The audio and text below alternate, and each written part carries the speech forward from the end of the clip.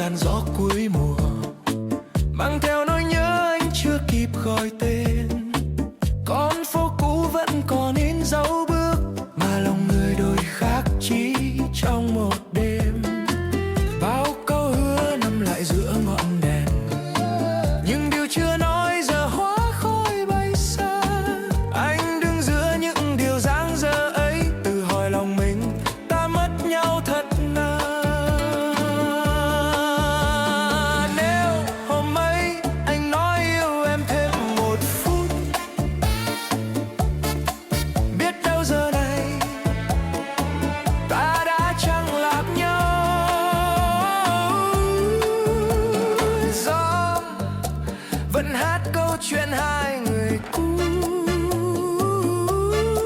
chi tiết là mình đã bỏ qua nhau.